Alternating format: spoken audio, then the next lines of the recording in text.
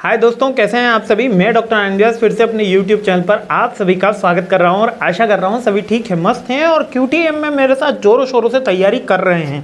9th most important question पे मैं आ गया हूं।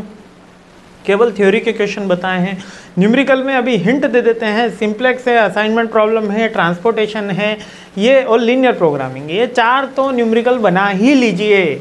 सिंप्लेक्स, असाइनमेंट प्रॉब्लम, ट्रांसपोर्टेशन और LPP, ये 4 न्यूमेरिकल बना लोगे ना तो यकीन मानो कल के पेपर में, जो परसों पेपर है सॉरी, उस पेपर में 90% ज़्यादा नंबर स्कोर कर लोगे अगर ये 4 न्यूमेरिकल आपको बनाने आ गए हैं। तो इसके जितने भी कॉम्बिनेशंस हैं वो सारे आपको आना चाहिए, यानी ट्रांसपोर्टेशन के चारों मेथड आना चाहिए, सब कुछ आना चाहिए। LPP को अगर आप ग्राफिकल से सीख जाओ या लीनियर से सीख जाओ या जो ग्राफिकल नहीं भी आ रहा है नॉर्मल इक्वेशन से भी अगर अपन सीख जाते हैं तो भी हो जाएगा काम। सिंप्लेक्स तो सीखना ही है, उसका कोई सॉल्यूशन नहीं है, ठीक है, ये मैं आपको बता देता हूँ। मैं इसलिए जोर देता हूँ क्योंकि सिंप्लेक्स बार बार बच्चे छोड़ आते हैं, टफ लगता है लेकिन आता है। तो न्यूमेरिकल पे भी आ रहा हूँ लेकिन थ्योरी के लास्ट 2 क्वेश्चंस कंप्लीट कर लेते हैं पहले। 9th क्वेश्चन है डिसीजन ट्री का, PERT CPM का क्वेश्चन आता है इससे। डिसीजन ट्री का काफ़ी सिंपल क्वेश्चन है, प्रोबेबिलिटी भी आपके एक इंपॉर्टेंट टॉपिक में आता है। तो 5 टॉपिक बता दिए और एक छठा हमारा डिसीजन ट्री जो प्रोबेबिलिटी का ही थोड़ा सा एक अलग रूप है। अब ये डिसीजन ट्री क्या होता है, जब भी कंपनी को कोई डिसीजन लेना होता है तो वो एक ट्री बना के उसमें वेरियस सॉल्यूशंस सॉल्व करवाती है कि हम कंपनी फर्स्ट ऑप्शन के साथ जाएंगे, सेकंड ऑप्शन के साथ जाएंगे, यहाँ पर 3, 4 और यहाँ पे 5, 6, ठीक है। अब यहाँ 5, 6 ये मत बोलना, ये केवल एलिमेंट्स के नाम हैं, ठीक है, सीक्वेंस नहीं है, तो इतना उस पर मत फोकस करना कि सर 5 इधर आएगा 6 इधर आएगा, हो चुका है मेरी क्लास में। तो एलिमेंट्स के नाम हैं केवल, A के 1, 2 हो सकता है या PQ हो सकता है, कुछ भी। जब भी किसी कंपनी को कोई डिसीजन लेना होता है उसके लिए जो मोस्ट प्रोमिनेंट, और उसके लिए अगर डिफरेंट अल्टरनेटिव्स अवेलेबल हो, अगर अल्टरनेटिव नहीं है तो डिसीजन ट्री की थ्योरी काम नहीं करती।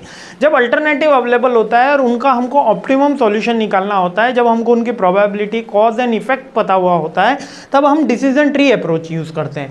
The decision tree approach is powerful tools to use the decision analysis to visualize, represent and analyze the decision making scenario. It's help the individual and organization to make informed choice by systematically evaluating various option। यानी कि अगर हम ये process fulfil करेंगे, मेरे को लगता है हर स्टूडेंट को उसकी लाइफ के अंदर एक बार डिसीजन ट्री जरूर बनाना चाहिए। कैसे बनाना चाहिए, मान लेते हैं अभी हम हैं, ठीक है, 12th पास करी, 12th पास करने के बाद सर क्या कर सकते हैं, सर अगर मैं BSc कर सकता हूँ अगर मैंने साइंस ऑप्शन लिया है तो, ठीक है। अगर कॉमर्स लिया है तो BCom के ऑप्शन में जाऊँगा या BBA के ऑप्शन में जाऊँगा, ठीक है। उसके बाद अगर मैंने आर्ट्स लिया है तो भैया मैं तो RAS IAS की तैयारी कर रहा हूँ, नहीं तो ये सिंपल BA के ऑप्शन में मैं जा रहा हूँ। तो ये आपने कॉम्बिनेशंस बनाए। इसके बाद BSc की जो फील्ड है वो आगे बढ़ेगी, BCom की फील्ड आगे बढ़ेगी, BBA की फील्ड आगे बढ़ेगी, BA की फील्ड आगे बढ़ेगी। एंड ऑफ द डे सबकी सक्सेशन रेशियो फाइंड आउट करते हैं और अपना एंड रिजल्ट से पहुंचते हैं कि किससे मेरे को कहाँ तक एंड जो करियर का गोल है वो डिसाइड होगा। यहाँ पर बच्चों की सबसे बड़ी प्रॉब्लम क्या होती है पता है, जो आपके साथ हुई होगी, है ना, क्योंकि उसके अंदर गाइडेंस की एक बेसिक आपकी कोई गलती नहीं है।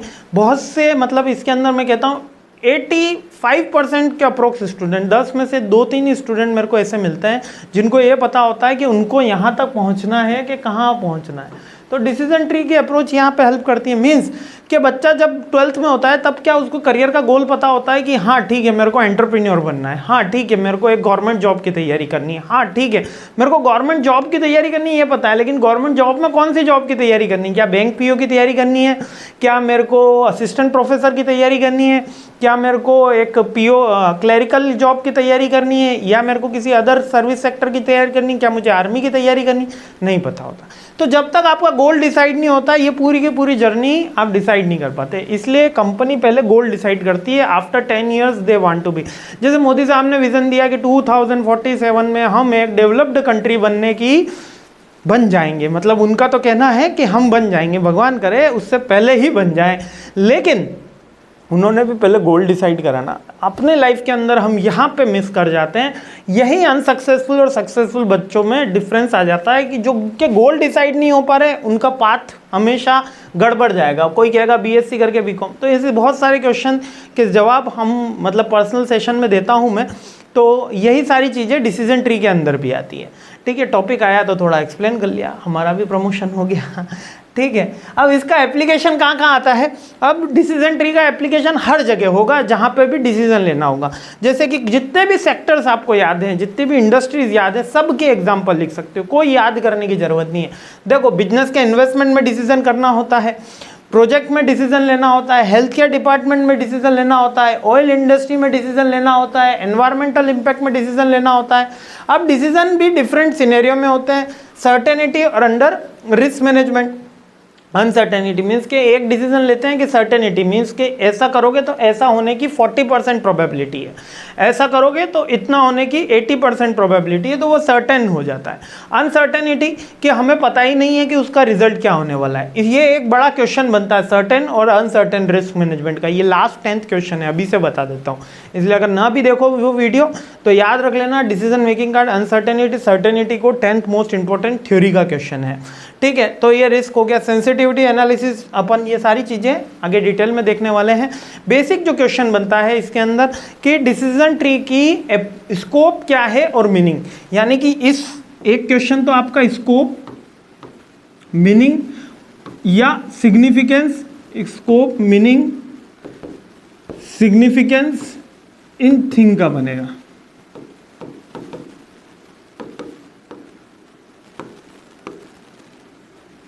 ठीक है, क्लियर हो गया आपको? यही सारी की सारी चीज़ें हैं। आगे बढ़ते हैं, आखिरी क्वेश्चन पे हमला बोलते हैं और ये थ्योरी की सीरीज कंप्लीट करते हैं। जय हिंद।